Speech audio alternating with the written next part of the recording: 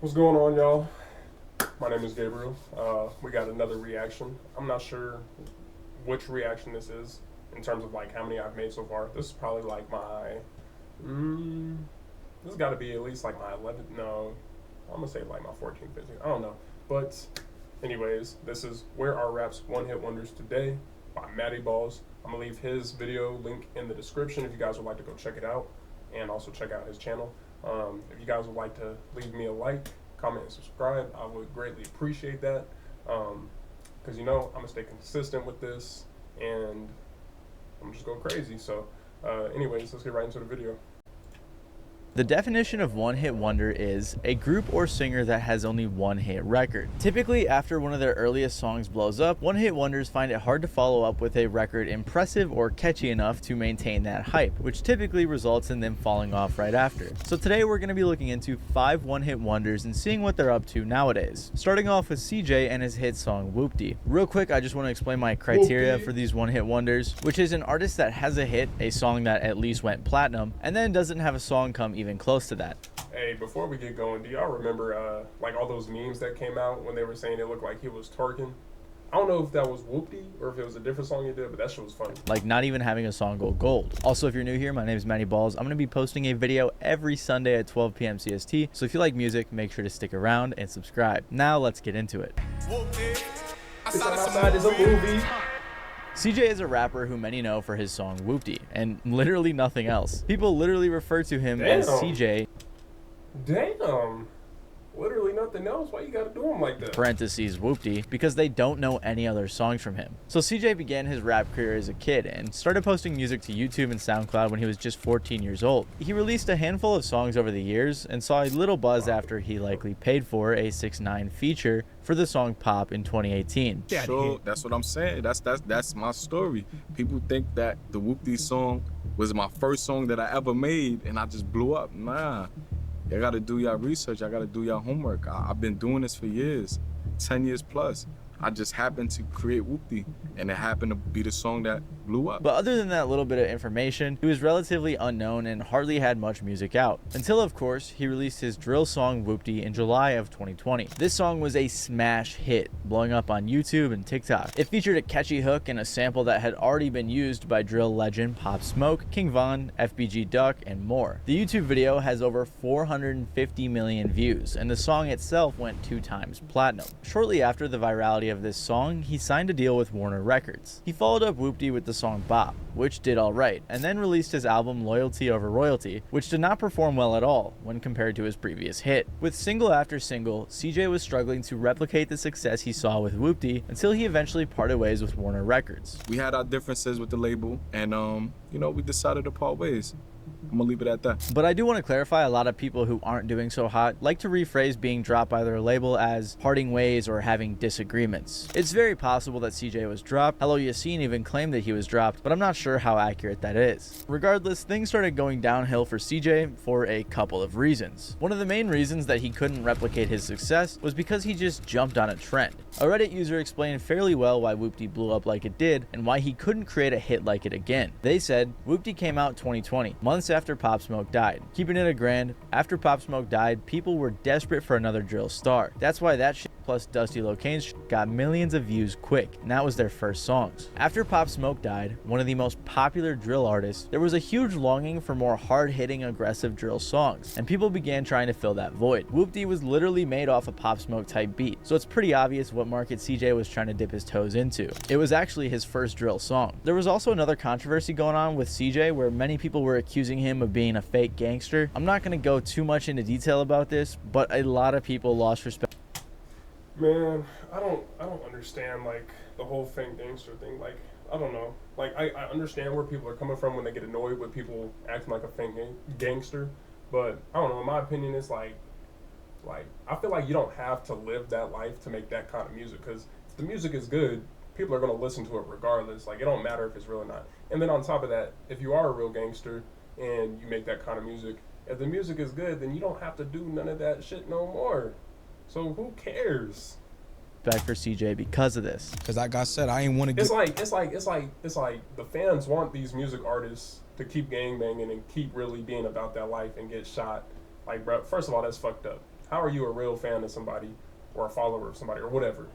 And like how can you love somebody's music and just want to see them like, you know, go to jail or end up dying? I don't know. That's just my opinion. Get pigeonholed. I caught myself getting too deep into that drill shit. And I'm like, yo, I gotta remember, I'm not a drill artist, bro. Like, I'm over here beefing with drill rappers and this and that about the drill music. So I'm like, yo, bro, like, what am I doing? Like, I'm sitting here, like, holding myself into this little circle. Meanwhile, there's a whole world and a whole other genre out there, you know what I'm saying, that I could be working with.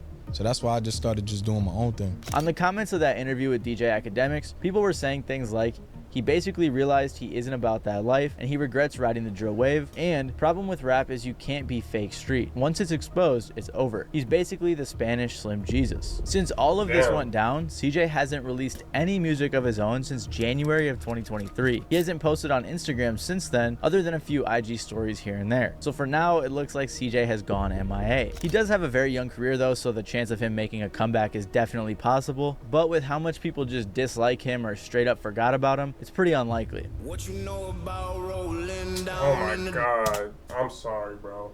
This song is so fucking trash. Oh my god. Oh my god, bro. This song is fucking garbage. Masked Wolf is an artist whose name you probably don't even recognize, but I promise you've heard his viral TikTok song, Astronaut in the Ocean. Too many times, bro. It's the same shit as that, oh no, oh no, oh no, no, no. Like, bro, like, I got so sick and tired of hearing that shit so fast. So I think that sums this up pretty well. Masked Wolf is an Australian artist who has actually been putting out music for a long time. He started playing instruments as a kid and writing songs when he was 13. However, it wasn't until 2018 when he was 27 years old that he signed to Teamwork Records and released his first official single, Speed Racer. He quickly followed that up with the song Astronaut in the Ocean in 2019, but it didn't blow up back then. It took a handful more singles for Masked Wolf to get signed to the US-based record label Elektra Records in 2021. After signing to Elektra, he re-released Astronaut in the Ocean and it went super viral. It hit number 6 on the Billboard Hot 100 and eventually went 2 times platinum. TikTok was a huge aid in this song's virality, along with pretty much every other social media platform. You may have heard these lyrics repeated again and again and again and again and again and again and again in various places across the internet. It is a track that seemingly you can't really escape from right now. However, one of the main reasons the song was so viral was because, in part, this song was a pretty big meme. A lot of people did like it, don't get me wrong, but there was definitely some meminess to it in the general music community. I mean, one of the top comments on the song's music video is, I heard this song in my dreams for about 10 minutes straight, but then I remembered I had YouTube Shorts playing in the background and forgot to turn off my phone. I think that emphasizes where this song gets its infamy. Hive Mind even had it in their worst songs of all time bracket, so that's gotta say something. Song where he says like, I rock with G-O-D, don't rock with T-H-O-T. No. Yeah, he said he loves God and he doesn't like thought. I don't know if those are the exact words, but he definitely spells out G-O-D and then right away spells out T-H-O-T. It's like usually God and the devil are raging inside you, but then for him it's God and thoughts. Yeah, hey, Masked Wolf is awesome. And this song, honestly, this song's only grown on me over time. That's fair. So the fact that so many people hated this song, or at least didn't take it seriously, really didn't help Masked Wolf's future career. He followed up Astronaut in the Ocean with a few singles and then his debut studio album, Astronomical. But those songs did not perform nearly as well as his hit single did. Like I've emphasized throughout this video, it's hard to live up to that success no matter who you are, but it's especially difficult when you're relatively unknown. Masked Wolf said that he was a big rap fan growing up and was really inspired by artists like Kendrick, so he wanted to be like them. But he said Astronaut in the Ocean wasn't received as seriously as a song from someone like Kendrick would be, so his label wanted him to do something different. He said his label had him going different routes, trying to recreate a hit, and it wasn't working out. So him and his label parted ways and he went independent. You're independent now, right? Does that mean that you fulfilled your contract with Elektra, or did you part ways amicably? We mutually part. Okay.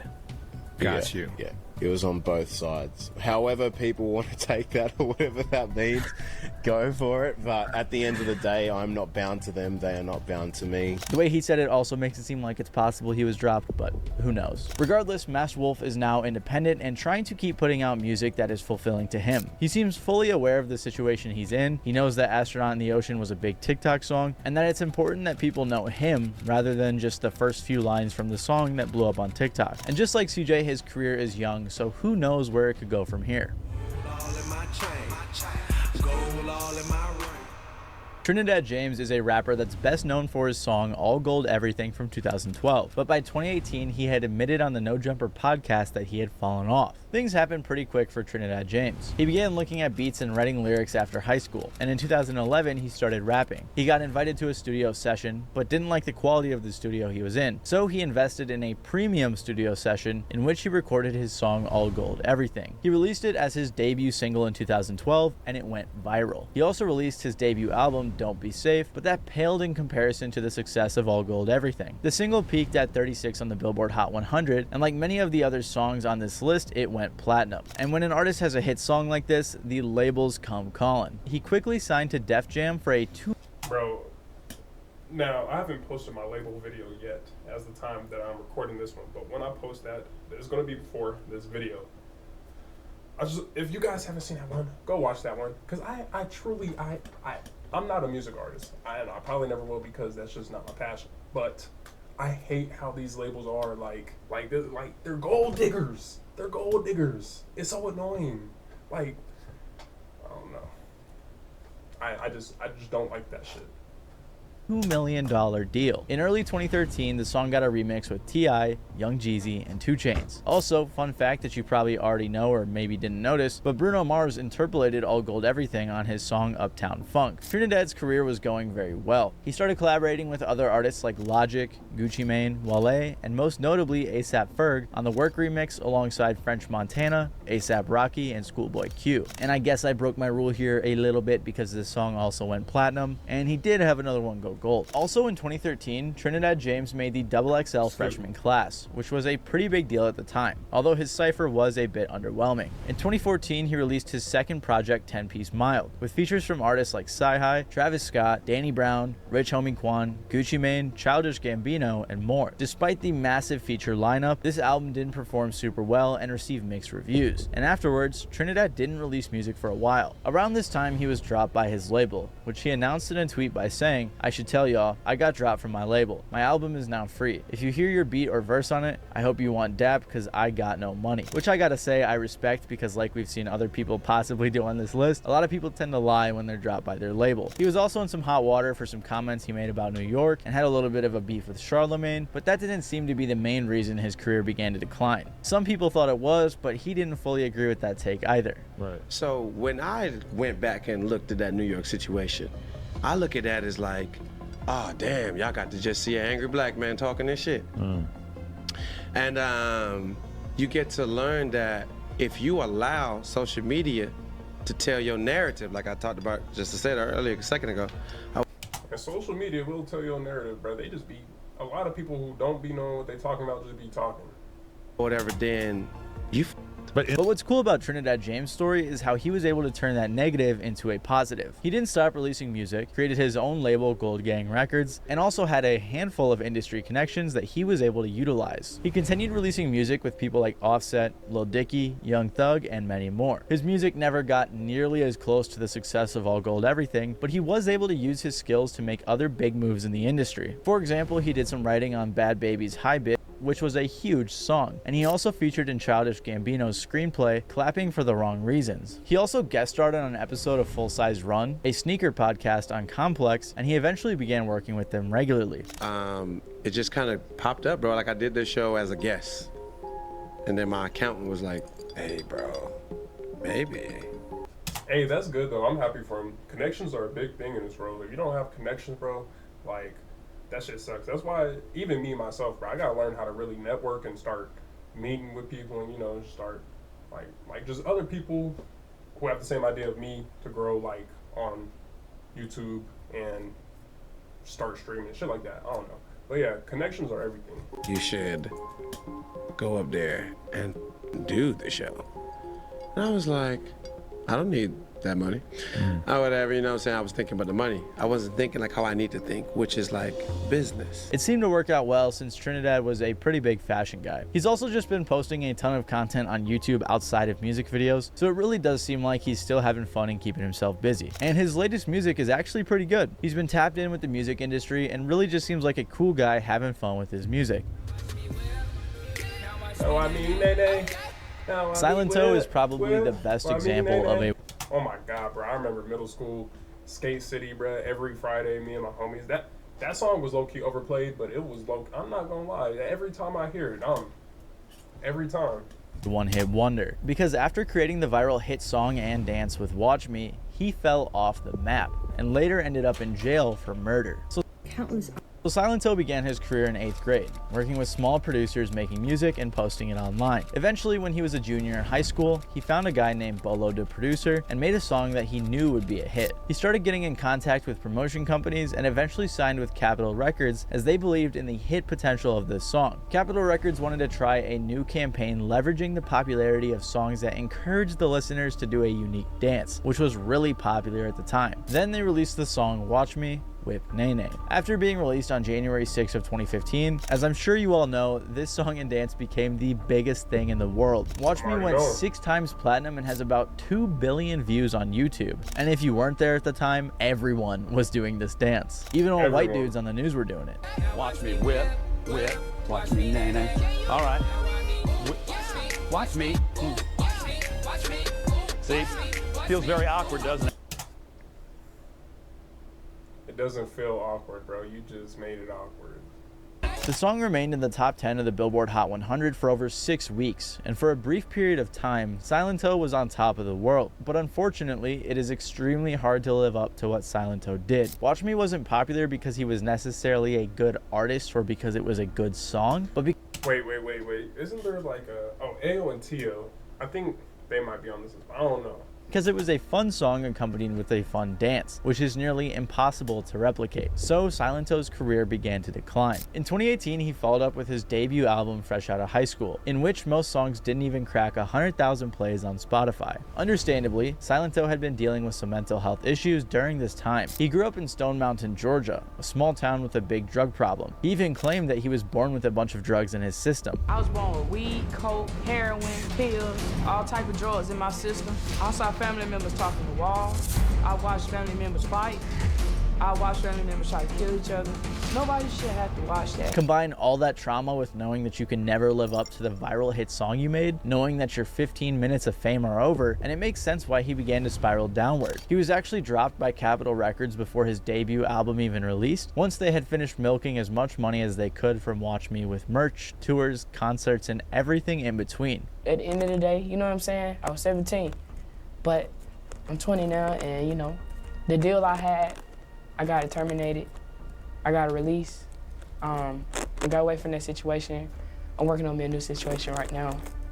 And yeah. Well, he may have acted like everything was cool on the outside. On the inside, it wasn't. He talked about his mental health issues in 2019 on the advice of his publicist, Chanel Hudson. She said that she noticed a decline in his mental health when he started missing important TV appearances and attributed it to how often he was traveling around the world and performing. Apparently, he even tried taking his own life after the pandemic hit, which was followed by an even further spiral downward. He was put in jail twice in California for domestic violence and gun charges and was later arrested for speeding, going over 140 miles per hour. Then Silent Toe hit the lowest of lows when he caught a murder charge. In 2021, Silent Toe was indicted for malice murder, felony murder, aggravated assault, and the possession of a firearm while committing a felony. He was accused of killing his cousin, Frederick Rooks. There is very little info on this case, and I don't think he's been sentenced yet, but in 2021, he did release an album called Bars Behind Bars, in which most songs didn't even crack 10,000 plays on Spotify. Other than a leaked jail photo, there is no information surrounding Silent Toe's whereabouts lately, but I think it's safe to assume he's awaiting trial. Please let me know in the comments if I'm wrong about this and there's more information. I just threw these guys on the list because I thought it was funny. It's actually crazy because I thought the worst song on this list was going to be Astronaut in the Ocean, and I was wrong. But I'm sure some of you have wondered at one point or another what happened to the guys who made the What Does the Fox Say song, so let's check it out. Also, I'm probably not going to pronounce any of their names correctly, so forgive me in advance. Ylvis is a duo composed of two Norwegian brothers, Why he got the Death Note music in the background? Vegard and Bard Urheim. They were always very into music, playing multiple instruments and even being in their school's choir. Under the name Ylvis, they started doing variety shows, radio shows, and a bunch of other things after high school, displaying their range of talent. After doing a few variety shows, in 2010 they did another that sold out, and they also launched a comedy talk show. After their talk show was renewed for a second season, they created a production company and continued working on their comedy talk show. And that's how their famous song The Fox came to be. Songs like The Fox and Stonehenge were made for the show or to promote the show as parody and or comedy songs along with the music videos. But they were also uploaded to YouTube and streaming services where they would eventually go viral. The Fox, or What Does the Fox Say in particular, was extremely successful, as I'm sure you have all heard it, and it has over 1 billion views on YouTube. It also peaked at number 6 on the US Billboard Hot 100 for 3 weeks. So you may be surprised to find out that the song hasn't even gone platinum. So I'm kind of breaking my rule here as it only went gold. However, I believe this song goes beyond plaques, as I think it was a generational joke song that everyone loved. They got invited onto the Ellen DeGeneres Show, Jimmy Fallon, The Today Show, and much more. They even won a few awards for their music. But as I'm sure you may have noticed, music wasn't their sole focus, as these were two comedy songs from their talk show, so clearly they had it made in other avenues. They continued releasing music and even put out an album that was a collection of all of their popular songs from YouTube, but none of their songs got nearly as much traction as the Fox did. On the bright side, it didn't seem like Ylvis really wanted to be huge superstar musicians in the first place, as they had many other things they were doing, and it seems like they're still pretty popular across the pond. For example, in 2018 they released a documentary series called Stories from Norway, where they took big headline stories from Norway and turned them into musical documentaries. And much more recently, they started creating content for VGTV, which is Norway's largest streaming service. So it seems like the boys from Ylvis are doing great. Anyways, I just wanted to include them in this video because I thought it was funny and I was kind of curious what they were up to, and I can't think of an outro for this one, so bye, subscribe, peace out. It'd be like that. See ya. No, it'd be like that, bro. I feel it. I don't have no outros either. That's why I just be like, good night or good morning, whatever time you watch. But anyway, though, if y'all enjoyed that reaction to the video, leave a like, comment, subscribe. I don't know, that's kind of crazy, these one-hit wonders. You know, it kind of goes the same way with like content creation, because there's a bunch of content creators who end up falling off, and I feel like the main thing has to be like the money. Like, you can't go into this like for the money. You gotta like actually love to do it. And so really what it is what's the word? The passion for it, I guess. And then really finding your niche. Because I'm not gonna lie, I do love to react to videos. That shit is fun. But I really just want to stream. But you gotta make it there somehow, know what I'm saying? So anyways, if y'all enjoyed the video, leave a like, comment, and subscribe. Deuces.